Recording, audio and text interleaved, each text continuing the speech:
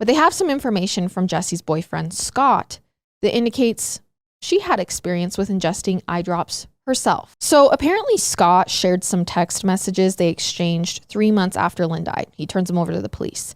Jesse went to a bar one night and messaged Scott some hours later saying she was in the hospital. She claimed she hadn't been feeling good and her blood pressure had dropped. The text from Jesse also said that after having some blood work done, doctors found trace amounts of tetrahydrosaline in her system, and that the doctor told her she might have been drugged by someone at the bar and people slip eye drops into drinks all the time. She also tells Scott she could have died from it. Remember, this is 3 months after Lynn died. So I don't know if Jesse was trying to plant seeds that this could happen to anyone, that there's some mystery poisoner out there trying to kill someone with eye drops. First Lynn, now her.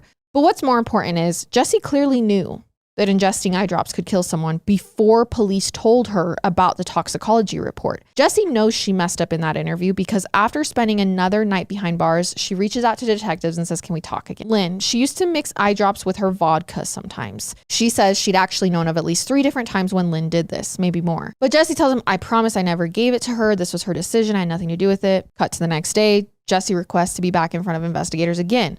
And this time she's like, so Lynn, she actually used to drink it because it gave her a buzz. It made her sleepy. She didn't think she was going to die from it. She also tells them that on the day Lynn died, Jesse stopped over there in the morning and learned that Lynn had mixed 6 bottles of Visine with a bottle of water and told her she was drinking it. Says she spent 10 minutes that morning trying to talk her out of it, but when she realized she couldn't win the argument, she left.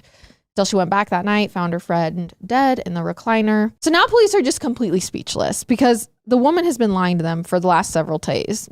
But it's not until June of 2021, 2 years after she's arrested and questioned, that Jesse is finally charged. And it takes another 2 years for Jesse to finally go to trial. She doesn't get her day in court until October 2023. This is 5 years after Lynn's death. But here's the thing. Trial starts. She's claiming she's innocent. Lynn took her own life. She had nothing to do with it. Here's what's wild. At her trial, there's someone else who speaks in her defense. A man named Gary Verdon says he had been to Lynn's house twice in his life. The second time was about a year before she passed away.